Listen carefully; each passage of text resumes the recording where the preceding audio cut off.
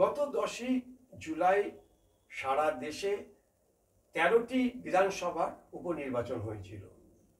আর এই 13টি বিধানসভার যে উপনির্বাচন, সেই উপনির্বাচনে আজকে যে ফলাফল, সেই ফলাফল দেখে একটা কথা বলা যেতে পারে যে সম্ভবত বিজেপির দিন শেষ হয়ে আসছে। কারণ 13টি উপনির্বাচনের যে ফলাফল, তাতে দেখা যাচ্ছে ইন্ডিয়া জোট 10টিতে জয়লাভ করেছে এবং সর্বসাকুল্যে বিজেপির ঘরে এসেছে 2টো, একটি নির্দল প্রার্থী জয়লাভ করেছে। এমনকি অযোধ্যা এবং প্রয়াগরাজের পরে বদ্রীনাথের মতো একটি অন্যতম শ্রেষ্ঠ ধর্মস্থানেও বিজেপি পরাজিত হয়েছে। কেন বারবার ধর্মস্থানগুলিতে পরাজিত হচ্ছে, এটা যারা এই সাধারণ ভোটার বা বিরোধী পক্ষ, তারা বলছেন যে এত বেশি ধর্ম করেছে বিজেপি যে স্বয়ং ভগবান পর্যন্ত রুষ্ট হয়েছেন, তাই দেবতীর্থগুলিতে মুখ থুবড়ে পড়ছে বারবার করে বিজেপি। হিন্দু মুসলিম ধর্ম, মন্দির, এই নিয়েই মূলত প্রচার চালিয়ে গেছে বিজেপি। সামনে কর্মসংস্থান কি হবে, কিভাবে দ্রব্যমূল্য দর কমানো যাবে, মানুষের রোজগারের পথ কিভাবে হবে, শিক্ষা ব্যবস্থা কি হবে, স্বাস্থ্যক্ষেত্রে কি হবে, এর কোনো দিশা বিজেপির নেতৃত্ব দেখাতে পারেনি। গত 10 বছরে যদি আমরা গ্রাফ দেখি, তাহলে দেখব প্রত্যেকটি সামাজিক ক্ষেত্রে ক্রমশ নিম্নমুখী। অন্যদিকে যদি আমরা তাকাই যে ভারতবর্ষের হাতে করের গোনা কয়েকজন ব্যবসায়ী, তারা ফুলে ফেপে ঢোল উঠেছে বিজেপির আমলে। তাদের মধ্যে অবশ্যই অন্যতম এবং শ্রেষ্ঠ হচ্ছে আদানি এবং আম্বানি।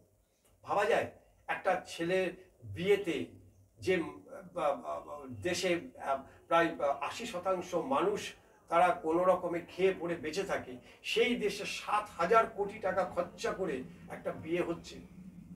অথচ এই আম্বানির পরিবার, তাদের যে জিও যে কনসার্ন আছে, একেবারে 1,20,000% তারা চার্জ বাড়িয়ে দিয়েছে।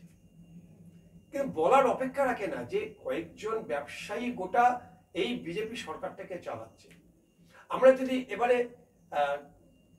কেন্দ্র থেকে ঘুরে আমরা যদি এই রাজ্যের দিকে তাকাই, তাহলে দেখব যে এবারে যে 4টি উপনির্বাচন হয়েছে, মানিকতলা, রায়গঞ্জ, রানাঘাট এবং বাগদা। মানিকতলা বাদ দিলে এই রায়গঞ্জ এবং বাগদা এবং তার সঙ্গে রানাঘাট, এই 3টি কেন্দ্রে যখন লোকসভা ভোট হয়েছিল তখন কিন্তু বিজেপি এগিয়ে ছিল, বিধানসভা নিরিখে বিজেপি এগিয়ে ছিল। কিন্তু যেই উপনির্বাচন হলো, দেখা গেল মতুয়া ভোট পুরোপুরি উল্টে গেল। প্রত্যেকটিতেই প্রায় 30 থেকে 40 হাজারের বেশি মার্জিনে পরাজিত হয়েছে বিজেপির প্রার্থীরা। কেন এরকম ভরাডুবি হলো?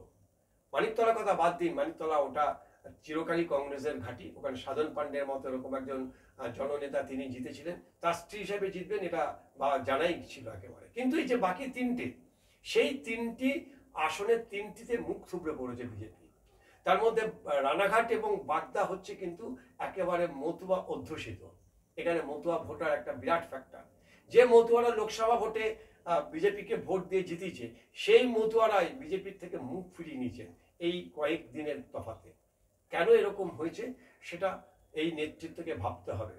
বিরোধীরা বলছেন তৃণমূল ছাপ্পা ভোট মেরেছে, কাউকে ভোট দিতে দেয়নি, ভোটের নামে প্রহসন হয়েছে। কিন্তু নিজেরা বুকে হাত দিয়ে বলুক যে বুথ কমিটি তৈরি করতে তারা সফল না ব্যর্থ।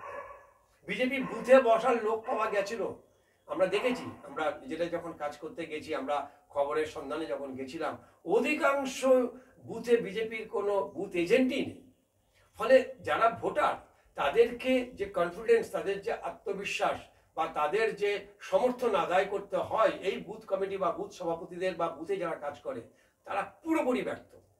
ফলে বলতে গেলে প্রায় এক পেশে ভোট হয়ে গেছে। আর এই ভোট হওয়ার ফলে তৃণমূল কংগ্রেসের এখানে শক্তি আরও বেড়েছে এবং আরও একবার দেখা গেল যে মমতা ম্যাজিক।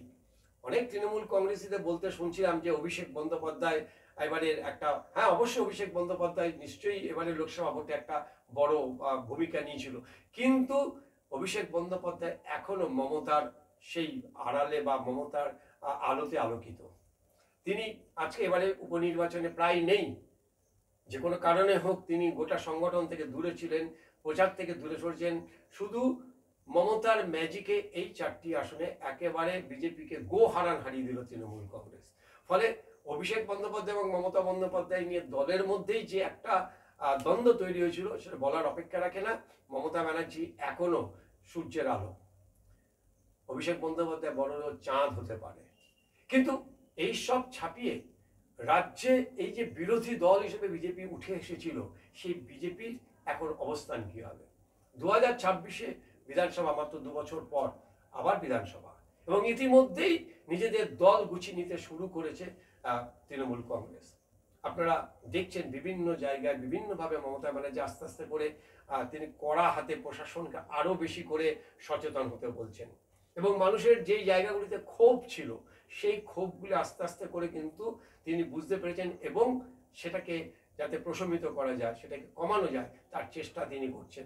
অন্যদিকে এবারে বলার আর অপেক্ষা রাখবে না, আগামী বিধানসভা নির্বাচনে আপনারা নিশ্চয়ই দেখতে পারবেন, খুব লক্ষণীয় ব্যাপার যে বিভিন্ন যে মিউনিসিপ্যালিটি, পুরসভাগুলিতে মহিলাদের নিয়ে কিন্তু তারা একটা গ্রুপ মিটিং করছেন, অর্থাৎ মহিলাদের প্রাধান্য দিচ্ছেন।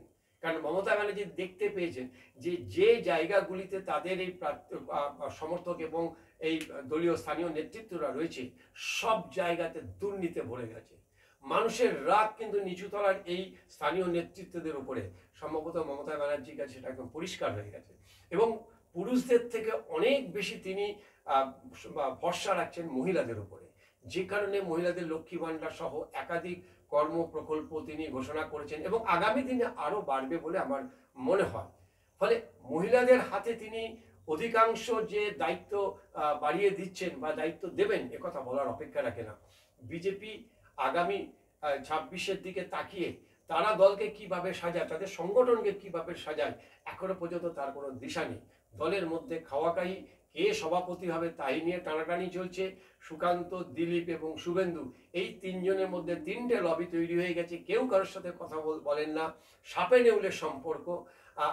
ফলে আগামী এই বিধানসভা নির্বাচনে রাজ্যের বিরোধী দল হিসেবে কারা উঠে আসবে, রাজ্যের বিরোধী দল, বিরোধী মুখ কারা হবে, সেটা নিয়ে কিন্তু একটা প্রশ্ন থেকে যাচ্ছে।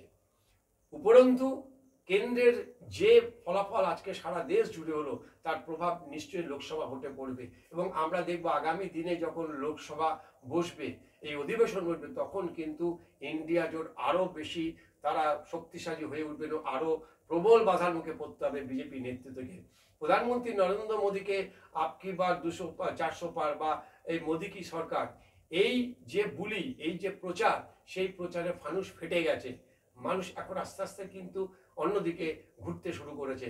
এই উপনির্বাচন তার মধ্যে একটা লক্ষ্য। আগামী দিনে বিজেপি নেতৃত্ব কিভাবে এই সংকট কাটিয়ে ওঠে, এখন সেটাই দেখার।